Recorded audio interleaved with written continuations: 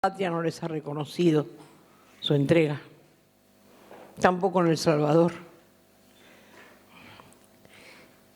Esto de haber canonizado hoy a Romero es un poco lo que hacía falta que la Iglesia hiciera a partir de tanto olvido que hubo, tanto tiempo y tanta negación. Yo conocí a dos revolucionarios que se habían ido a vivir a Washington. Y eran tantos los mutilados, porque no solo los que mataron, que ellos en esa casa hacían brazos, manos, pies, piernas, porque la pobreza no les permitía comprarse ortopédicos. Ellos les fabricaban ahí en la casa, donde yo había ido a vivir unos días para hacer unas conferencias.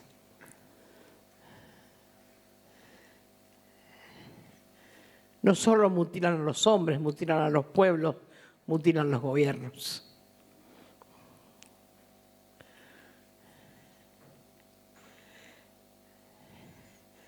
Canonizar hoy, hacer santo a Romero, es un poco hacer santos a todos los que murieron por su patria, no solo de Salvador, sino de toda América Latina.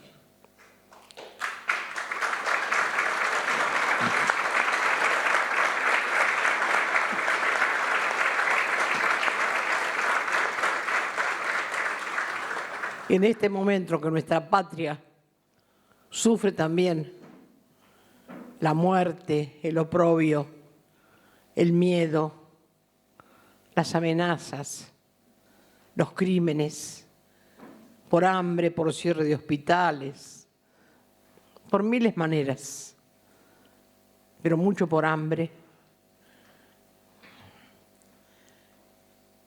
Es muy importante que esta película se vea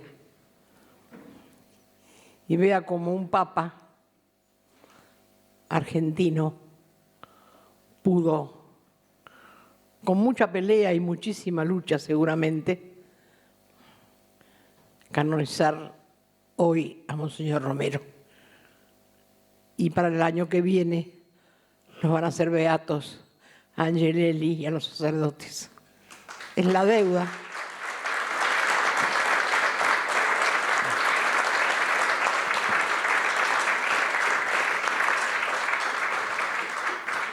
Es una deuda que paga algo, no repara, porque la muerte es irreparable. El horror es irreparable. Las torturas a que fueron sometidos nuestros hijos es irreparable. Pero uno siente que hay una pequeña cosa que reconoce para que los pueblos se den cuenta que un revolucionario no es terrorista, que son terroristas estos que ahora están en este gobierno saqueando al país. Nada más.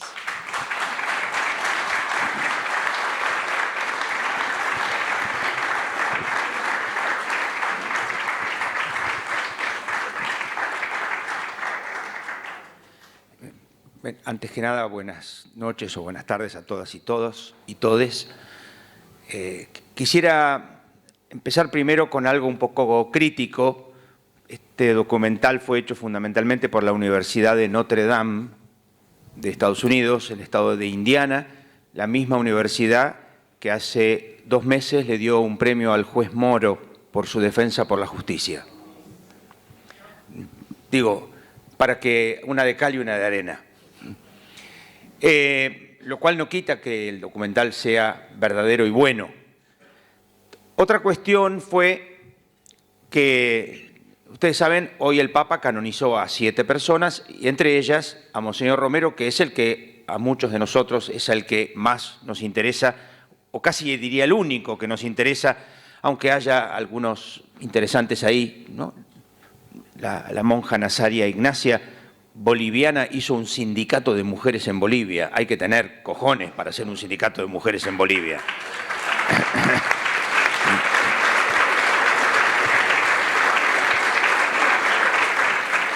Pero bueno, yo lo que quisiera señalar, sobre todo, es que Romero fue de los grandes obispos de nuestra América Latina.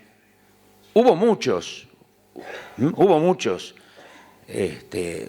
que a medida que fueron muriendo, se fueron renunciando, fueron siendo reemplazados durante Juan Pablo II sobre todo, por otros obispos de otro color. De hecho, a Monseñor Romero lo sucede Monseñor Rivera, pero enseguida que Monseñor Rivera cumple años, lo sucede uno del Opus Dei, por ejemplo.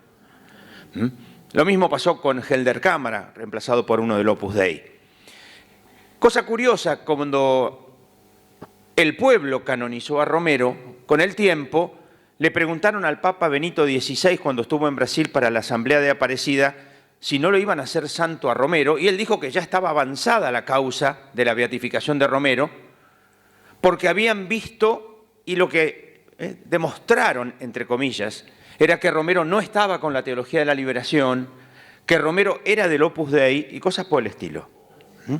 Lo siguen diciendo todavía hoy, no se asusten, pueden poner en Google Romero y el Opus Dei y lo van a encontrar para que se diviertan. Es más, si ustedes lo escucharon, Cuéllar, muy comprometido y muy jugado con el tema del socorro jurídico del Salvador, él dijo que Romero no era de la teología de la liberación, sino de la teología de las bienaventuranzas. Ojo, él muy jugado, hasta el año pasado estaba todavía en la Universidad del Salvador comprometido con el tema de los derechos humanos. A partir de la muerte de Romero, empezó la guerra civil, como ustedes saben. Dabuisón fundó el partido Arena, que en estos momentos trágicos que estamos viviendo en América Latina, tiempos de Bolsonaro y Macri, también ganó Arena en El Salvador este año. De hecho, sabrán, en Ciudad Delgado gobierna el partido Arena, un pueblito chico de El Salvador, y había una estatua de Monseñor Romero este año y la sacaron y la rompieron, el intendente de la Ciudad Delgado, del partido Arena, fundado por Roberto Dabuisón. Yo lo que quisiera señalar, porque daría para mucho, es, a mí me da un poco de miedo la beatificación o la canonización. Y me da miedo por esto, por la ventaja que tenemos con Romero es que llegaron tarde.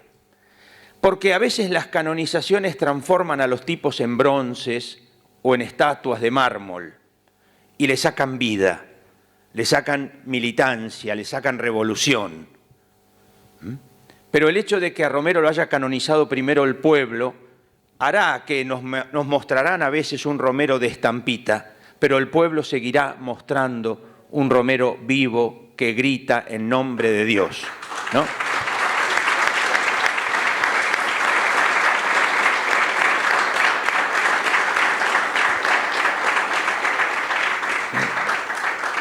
Daría para decir muchas cosas, sería muy poco sensato pasar de El Salvador directamente a la Argentina como si fuera lo mismo. Ustedes saben, El Salvador es más chica que la provincia de Tucumán.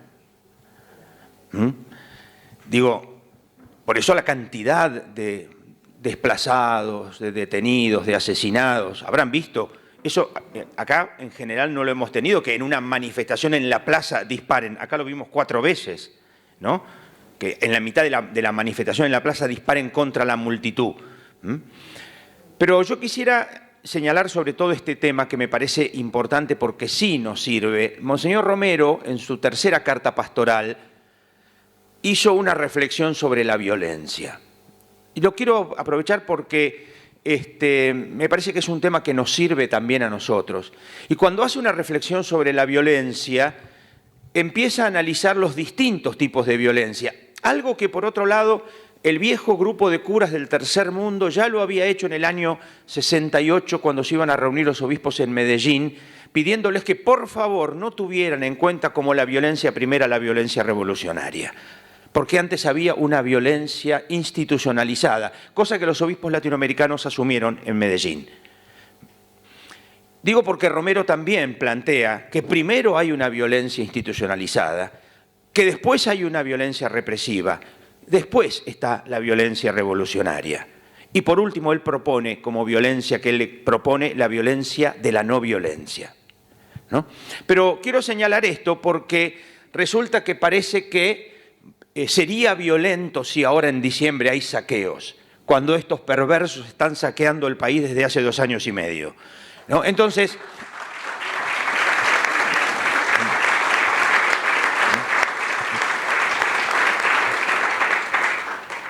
y hay un saqueo y muere un chico en Chaco. Total, ¿a quién le importa un chaqueño? Como a quién le importa un Rafael Nahuel, como a quién le importa un Santiago Maldonado, o como a quién le importan los presos políticos. Total, como tienen la prensa, todo queda bien y parecen buenos. Pero quiero decir que es importante haceros una reflexión sobre la violencia en estos momentos, porque es indispensable, porque la violencia está enquistada en nuestra sociedad, porque Clarín es violento, porque Macri es violento, porque Carrió es violenta, porque todos son violentos con su mentira sistemática, con su impunidad, con su burla. Y entonces, ¿cómo respondemos a esa violencia? ¿No? Eso me parece que vale la pena tenerlo en cuenta, lo que plantea Romero, ¿no? Para evitar caer en que después nos van a decir que éramos unos loquitos o unas cosas por el estilo, como dijeron de nuestros compañeros detenidos desaparecidos, ¿no? Quiero con esto señalar, Romero fue un grande, pero con la muerte de Romero empezó la guerra civil. Una guerra civil que duró fundamentalmente 9 años, que prácticamente terminó cuando se asesinaron a los jesuitas.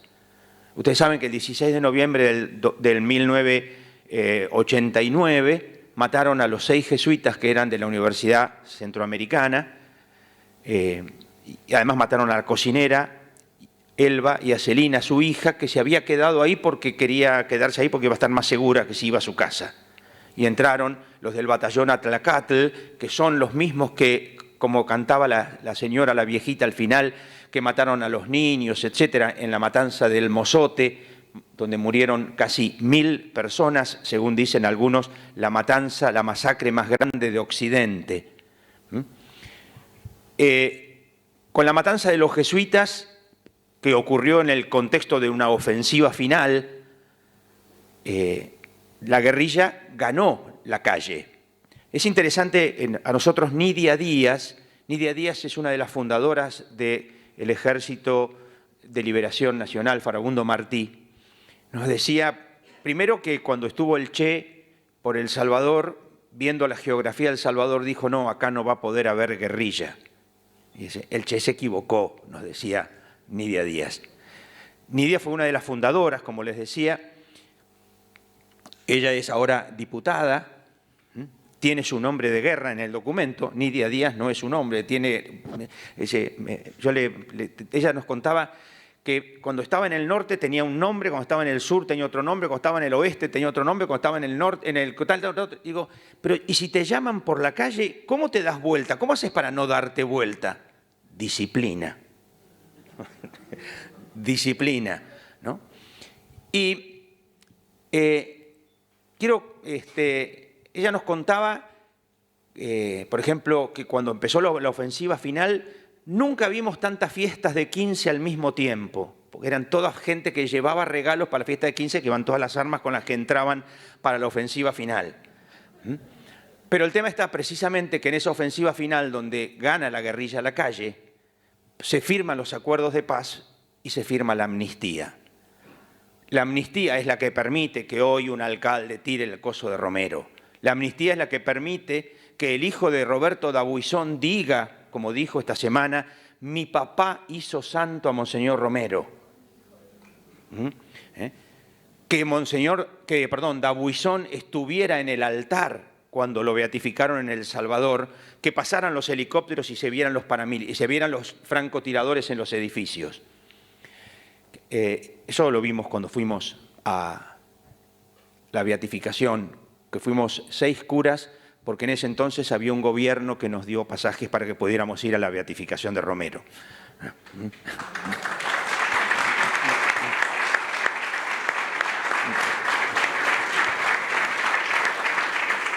Pero quiero terminar. Insisto, creo que Romero podría quedarse en estampita, Romero podría quedarse en bronce, en mármol y ser un santo que lo asumo, le tiraremos besos, haremos una procesión o haremos una misa una vez cada tanto, etcétera, etcétera, etcétera. El hecho de que el pueblo lo haya canonizado primero creo que es lo que a nosotros no nos debería dejar dormir, ¿no? Ustedes escucharon el balazo que se escucha, porque ese es el balazo real, es el momento en el cual a él le disparan. Le disparan la gente de Arena o la gente de Roberto D'Abuisón, que si yo no me equivoco fueron entrenados por algunos militares argentinos también. Digo, para que no nos quedemos tranquilos, nosotros tampoco. Ojalá, entonces, que esta celebración de Romero nos moleste. Ojalá que la celebración de Romero nos incomode, nos sacuda, porque el día que nosotros digamos San Romero y no nos empecemos a preguntar, a cuestionar, me parece que la muerte de Romero la ganó D'Abuisón. Ojalá entonces que, así como uno viene acá a la Casa de las Madres y no se queda tranquilo, porque sabe que molestan, para eso están, ¿no? Pues, claro, que molestan, gracias a Dios que molestan. Ojalá entonces que también nos pase lo mismo con los santos como Romero, como Angelelli, como Wenceslao, y como otros que a lo mejor todavía no son canonizados y a lo mejor nunca lo sean. Ayer en una conferencia que dio en Lima, Gustavo Gutiérrez hizo referencia, Gustavo Gutiérrez lo conocerán, el padre de la Teología de la Liberación, hizo referencia al número 98 del documento de Aparecida, donde habla de los que no están canonizados, pero que son santos que dieron la vida por el pueblo. Eso vale también para nuestros compañeros.